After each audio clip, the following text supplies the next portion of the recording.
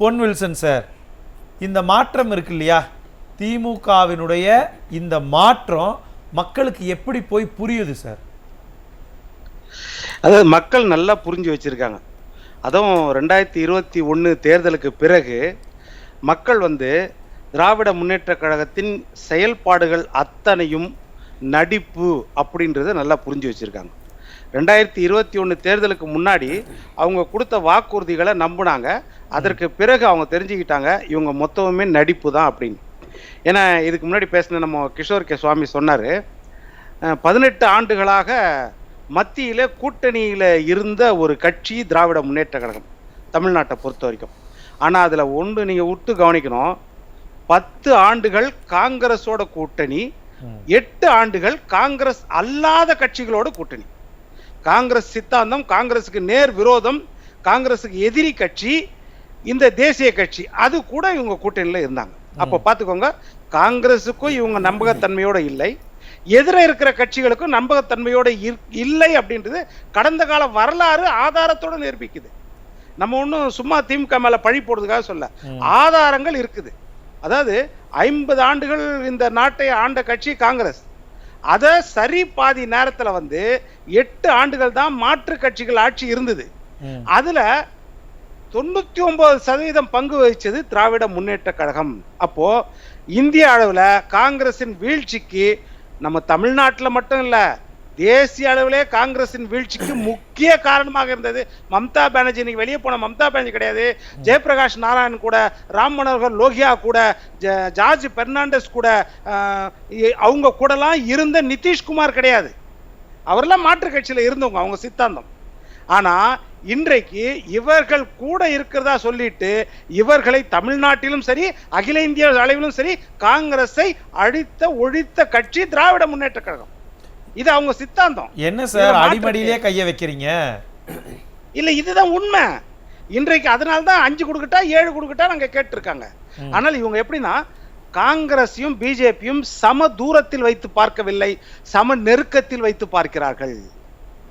காங்கிரஸுக்கு வாய்ப்பு இருந்தா காங்கிரஸுக்கு நேசக்கரம், பிஜேபிக்கு வாய்ப்பு இருந்தா பிஜேபிக்கு நாங்கள் நேசக்கரம். ஆனா மக்கள் ஏத்துக்கணுமே சார், இவ்வளவு நாளா ஒருத்தங்களை பயங்கரமா மிக கடுமையா திட்டி இப்ப போய் அவங்களையே பாராட்டு பத்திரம் வாசிக்கிறத மக்கள் எப்படி அக்செப்ட் பண்ணிக்குவாங்க? மக்கள் கிட்ட தானே கடைசியில போய் ஓட்டுக்கு நிக்கணும் நம்ம. இல்ல, அந்த கஷ்டம் தமிழ்நாட்டில் இருக்கிற திரு ஸ்டாலின் அவர்கள் உதயநிதியை விட டெல்லியிலேயே இருக்கிற டிஆர் பாலுக்கும் கனிமொழி அம்மாவுக்கும் ரொம்ப நல்லா தெரியும். என்ன கஷ்டம் சார்? டெல்லியில அவங்க உறவோட இருக்கணும்ன்றத விருப்பம்.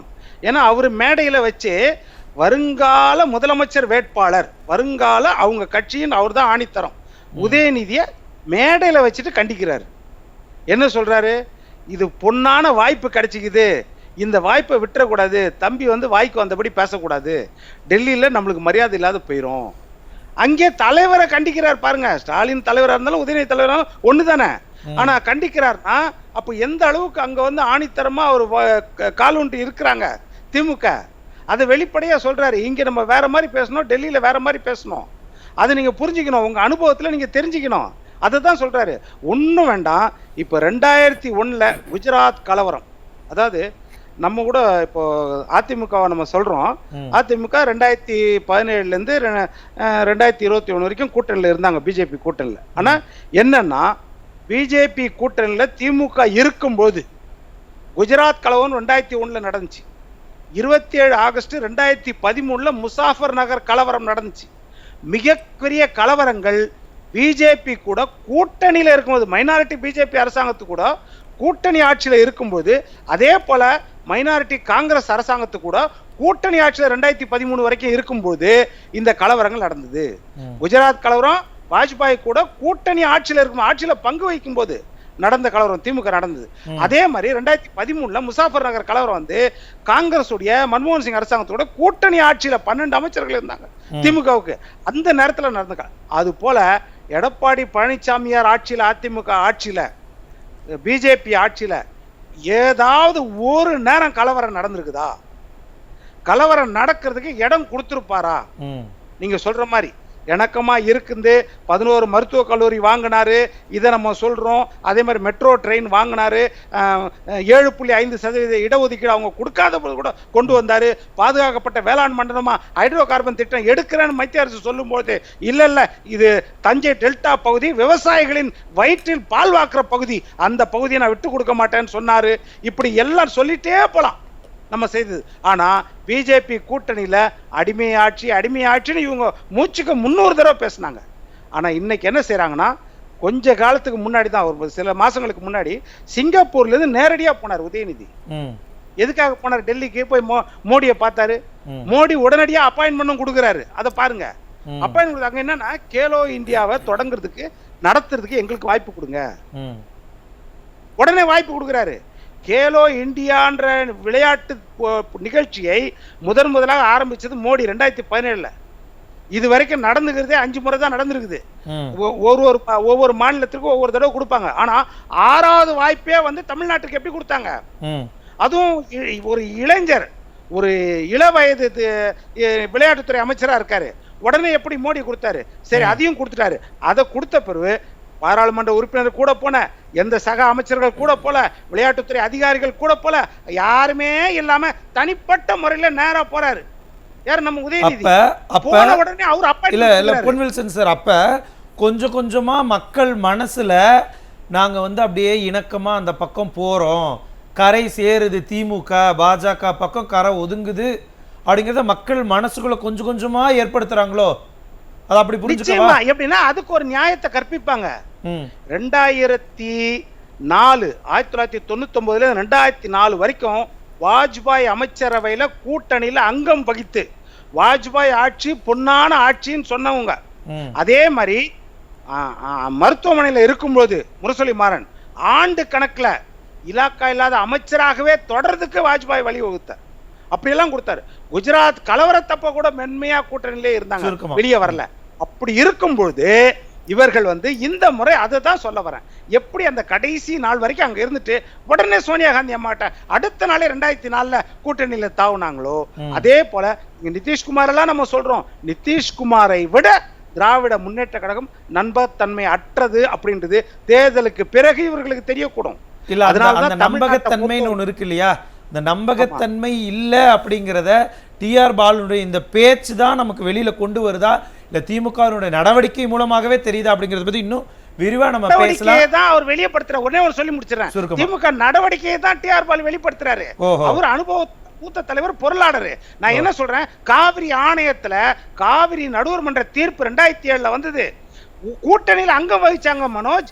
வெளியே வந்திருக்கலாம், தாராளமா மிரட்டி இருக்கலாம். நம்மள மாதிரி 37 எம்பிக்களை வச்சு 22 நாள் போராட வேண்டியதில்லை.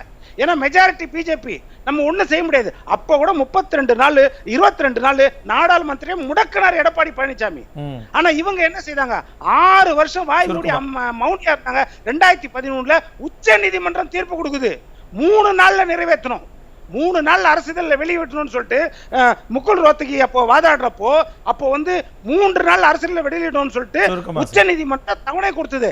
அதனால வெளியிட்டாங்க. ஆனா 2018 காவிரி மேலாண்மை ஆணையம் அமைக்கணும்னு சொல்லிட்டு ஒரே வருஷத்துல 22 நாள் போராட்டம் அமைச்சு அதை வந்து அரசிதழ்ல மார்ச் 20ஆம் தேதி பிப்ரவரி 19ஆம் தேதி 2013 வெளியிடுறதுக்கு ஆளுமை நிறைந்த எடப்பாடியால் முடிந்ததா இல்லையா? இதுதான் மக்களுக்கு தெளிவா தெரியணும். உள்ளபடியே ஆளுமை யாருக்கு இருக்கு, யாரு யாருக்கு அடிமையாக விரும்பி கொண்டிருக்கிறார்கள் அப்படிங்கறத மக்கள் முடிவு பண்ணிடுவாங்க. அதை பத்தி இன்னும் விரிவாக பேசலாம். பொன்வில்சன் சார், ரொம்ப சுருக்கமா சொல்லி முடிங்க. இந்த மாறுபட்ட பேச்சு நாளைக்கு நாடாளுமன்ற தேர்தலுக்கு ஓட்டு கேட்டு போகும் பொழுது திமுகவுக்கு என்னத்தை தரப்போகுது? இல்ல மனோஜ், ஒரே ஒரு விஷயத்த சொல்றேன். கடந்த கால திமுக கூட்டணியை விட்டுருங்க, நேத்து வரைக்கும். நாளைக்கு இருக்க போற திமுக கூட்டணியை மறந்துருங்க. எல்லாத்தையும் மறந்துட்டு ஒரே ஒரு வார்த்தை சொல்றேன். இந்த வார்த்தையில நீங்களே உங்க முடிவை சொல்லுங்க. டிஆர் பாலு பேசின பேச்சு, ராஜகண்ணப்பன் பேசுற பேச்சு. டிஆர் பாலு சொல்றாரு, மத்திய அரசு எந்த விதத்திலும் தமிழ்நாட்டை பழிவாங்கவில்லை, வஞ்சிக்கவில்லை. எது? பிஜேபி அரசாங்கம். இன்னொரு பக்கம் ராஜகண்ணப்பன் பேசுறாரு, அதாவது காங்கிரஸ் வலிமை இழந்து விட்டது, காங்கிரஸ் வேலையே செய்யாம சீட்டு கேட்பாங்க, தொகுதிக்கு கேட்காம கட்சிக்கார உறுப்பினர்களுக்கு சீட்டு கேட்பாங்க. காங்கிரஸ் வலிமை இழந்து விட்டது, அவங்க முதல்ல உணர்ந்துக்கணும். காங்கிரஸ் வேலையே செய்யறது இல்ல. இந்த 2 வார்த்தையை வச்சு திமுக யாரோட கூட்டணி போவோம், இதை நீங்களே முடிவு சொல்லுங்க. 2 பேரும் மூத்த தலைவர்கள். டிஆர் பாலு இளையவர் கிடையாது, ராஜகண்ணப்பன் இளையவர் கிடையாது. ஒருவர் காங்கிரசுக்கு விரோதமாக பேசுறார், ஒருவர் பிஜேபிக்கு ஆதரவாக பேசுறார். அவங்களுடைய நிலைப்பாடு இதுல இருந்தே தெரிஞ்சிருச்சு. அவங்களுக்கு இருக்கிற ஒரே தடங்கள் யாருன்னா, பிஜேபி கூட்டணிக்கு போறதுக்கு கவர்னர் தான் தடையா இருக்கிறார். நடுவுல கவர்னர் ஏதாவது இடக்கூடமா பேசிடுறாரு. அதனால இவர்கள் இப்போ அமைச்சரவை முன்னாடி இப்போ கூட்டம் போட்டாங்களா, அனைத்து கட்சி கூட்டம் பாராளுமன்றத்துக்கு முன்னாடி. அதுல முதல் கோரிக்கை என்னது, கவர்னர் எங்களுக்கு மாத்தணும், மசோதாக்களை அவரு திருப்பி கொடுக்குற அரசியல் பேசுறாரு, அதனால அவரை கண்டிக்கணும், இதை பற்றி நாங்க பேசணும் பாராளுமன்றத்தில். இதைத்தான் முதல் கண்டிஷன் அவங்க போட்டுக்கிறதே. அப்ப நீங்க பாத்துக்கோங்க, ஏன்னா கடந்த காலங்களில் தமிழர்களுக்கு ஆதரவாக திமுக கூட்டணி ஆட்சியில், மத்திய கூட்டணி ஆட்சியில் இருந்திருக்கிறாதுன்னா இல்ல. பெருவாரியான 1.5 லட்சம் தமிழர்கள் கொன்று குவிக்கப்பட்ட போது மத்தியில ஆட்சியில இருந்தாங்க, இவங்க தான் கூட்டணியில இருந்தாங்க. அதை நீங்க நல்லா புரிஞ்சுக்கணும். அதே மாதிரி ஹிந்தி கூடாதுன்றதான் அடிநாதம். அது கொள்கை கிடையாது, லட்சியம் கிடையாது, சித்தாந்தம். திமுகவுடைய சித்தாந்தம். தாளமுத்து, நடராஜன், சின்னசாமி, சிவமுத்துலிங்கம் அத்தனை பேரும் மரணம் தழுவியது இந்த இந்திய ஆதிக்கத்தால் தான். ஆனா அங்க நிதிஷ்குமார் போய் இந்திய கத்துட்டு வாங்கன்னு ஸ்டாலின், டிஆர் பாலு வேற யார்கிட்ட சொல்ல, 2 பேர்கிட்ட சொல்றாரு. சொல்லும் பொழுது நீங்க ஆங்கிலத்தில் தான், இங்க ஆங்கிலத்தை மொழிபெயர்க்க முடியாது, இந்தி மட்டும்தான், இந்தியை கத்துட்டு வாங்கன்னு சொல்லும்போது வாய் மூடி மௌனியா இருந்தார்களா இல்லையா? அதை இப்ப டிஆர் பாலுவும் சொன்னாரா இல்லையா, நாங்க சகிச்சுட்டு பொறுமையா இருந்தோம். அப்படி என்றால் தமிழர்களுக்காக இவர்கள் இல்லை, தமிழை வைத்து இவர்கள் மத்தியிலே அதிகாரத்தை வாங்கி கொண்டு அவங்க எப்படி வேணாலும் இருந்துக்கலாம். ஆனா அதை தமிழ்நாட்டு மக்கள் சகிச்சுக்க மாட்டாங்க. அதை எப்படி எதிர்கொள்ள போறாங்க திமுகங்கிறதையும் நம்ம பொறுத்திருந்து பார்க்கலாம். ரொம்ப சுருக்கமா ஒரே ஒரு விஷயம், அந்த நிதிஷ்குமார் மேட்டர் தான். அவர் இந்தி தேசிய மொழின்னு சொன்னாரு, ஆனால் இந்தி ஒரு அபிஷியல் லாங்குவேஜ், இந்தியும் ஆங்கிலமும் அந்த ஒரு அடிப்படையான தகவல் சட்டம், அது அபிஷியல் லாங்குவேஜ் ஆக்டே இருக்கு.